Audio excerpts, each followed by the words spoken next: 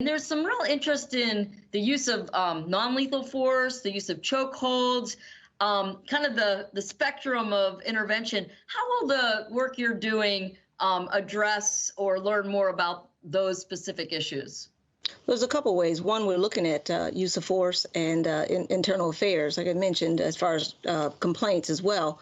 But we'll be looking a lot at policy. So just to kind of give a kind of a broad brush of the process for doing an assessment like this. And again, I've done these assessments, this type of work since 2001. So it's not the first time I've done a police reform or police assessment. So particularly to our firm that I'm with now, one of the first things we do is put in a data request to the department to get, whatever it is that particularly here in this area, there's 6 areas, and we get like a really nice data dump from the department. And we go through that with a fine-tooth comb, looking at the policies, procedures, practices, all the documents. So one of those would include use of force as far as a policy. And then once we've looked through all that data, normally our process is to start doing qualitative and quantitative. So we'll do quantitative research, looking at the policies, practices, and the statistics.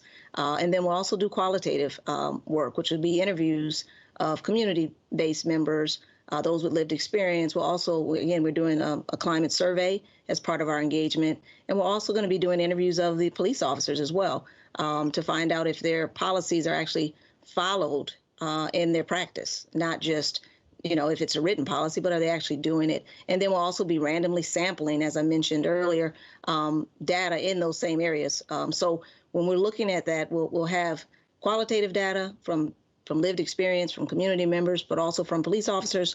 We'll have the quantitative data, which will be the actual data provided to us. And then we're going to compare that to the national standards. I'm actually a member of many of the national boards that put policies out on civil rights and law enforcement. And so we'll be looking at the national standards that are out there and then comparing those to Arlington's policies. There are also accreditation bodies out there that are certified across the country, and those accreditation bodies are nationally recognized by most of the organizations in the country that are active in police reform. So there'll be, again, quantitative, qualitative, interviews, surveys, and then also a comparison to what's considered either a best practice or even a next practice. Naomi mentioned looking at some of the CIT, which is actually one of the areas we'll be looking at as well.